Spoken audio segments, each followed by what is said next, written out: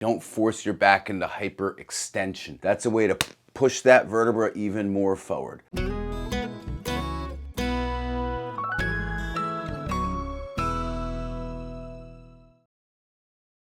Hello everyone, Dr. David Kulla here with Synergy Wellness. Today we're here to talk about spondylolisthesis and treatment for spondylolisthesis. And we'll also give you a pathway there with some exercises for spondylolisthesis. Spondylolisthesis is a tongue twister. It's this one right up here. So what it is it's a forward slippage of a vertebra. Now, for those of you that don't know, in between the vertebra, in the middle of it, there's your brainstem and then your spinal column, your spinal cord, your nervous system. Without that, you're toast. So forward slippage of the vertebra can put pressure or cause spinal canal stenosis, which some of you may have heard. It can cause sciatica, pinched nerves. So somebody with a spondylolisthesis or a forward slipped vertebra is more susceptible to sciatica, lower back pain. What you do not want to do if you have spondylolisthesis, you do not want to pick up heavy things. And most of all, if you're a yoga fan and you do yoga, you do not want to do backward bends or anything, half wheels or wheels. Don't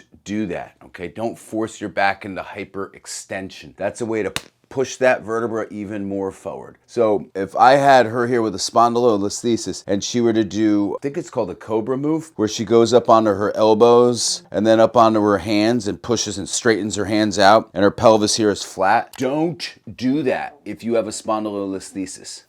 Capiche? Do not do that. So what you can do is bending, flexion stuff, but hyperextension of the lower spine is bad for people with spondylolisthesis. See, even I got caught saying that. It's a tongue twister. Another thing you don't want to do, you don't want to go and pick up like an air conditioner. Those are unreasonably heavy. When you look at them, they look light, but they are not. For any of you that have picked up an air conditioner, you know what I'm talking about. You don't want to do that and then strain back like this to hold it, right? That's a great way for you to fracture your spondylolisthesis and drive that vertebra even more forward. So when you have a spondylo, you want to do a couple of things. You want to take an x-ray with them standing, and then you want to see if it's stable or not. So you want to have an x-ray in flexion and extension. It's more common to have a spondylolisthesis at L5, the very bottom vertebra in the lower back, or L4 would be the second most common. But also we have patients with it in their neck and their lower cervical spine. So you can have it anywhere in the spine, okay? But those are the more common areas.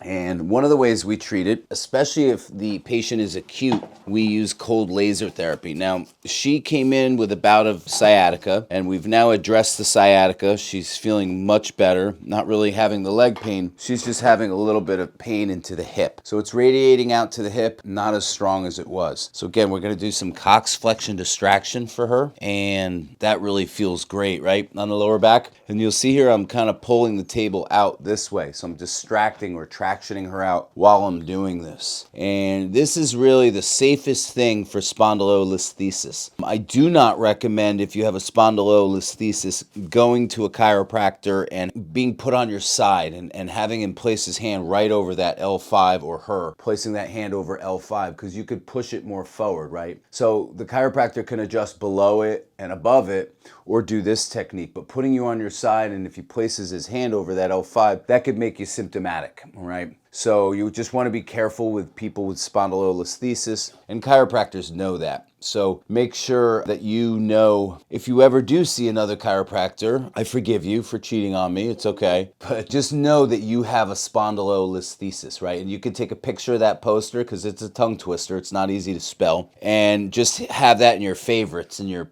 pictures in your phone, and if you ever forget it, or you show the doc that, and they'll know what you're talking about. So me and Amina will have a talk about what she can, what she shouldn't do, and she probably just learned while we're shooting this video a little bit of what she can and can't do, and what she shouldn't do in her exercise class. So we'll talk about that some more off camera. So we do flexion distraction here, and what this helps to do is open up the facet joints, loosens up the muscles, tendons, and ligaments around the spine, and helps pull that forward slipping vertebra back into its space, because even the discs in between there act like a vacuum that fall back into the space when we pull them apart and traction them out. So we did some soft tissue work on her hip as well, just some ART, and again, she's through the acute phase. She's finishing up care. I think maybe another visit or two and she'll be released from care. So if you guys have any questions or comments about spondylolisthesis, don't forget to comment below. Thanks for the likes. We appreciate you. 4 videos coming out every week. Thank you. I hope you learned something from this video. That's the purpose of all her videos. Thank you. Thank you guys so much. If you got anything from this video, or even if you just like this view of the Empire State Building and the Chrysler Building, give me a like and don't forget to subscribe. Appreciate you guys.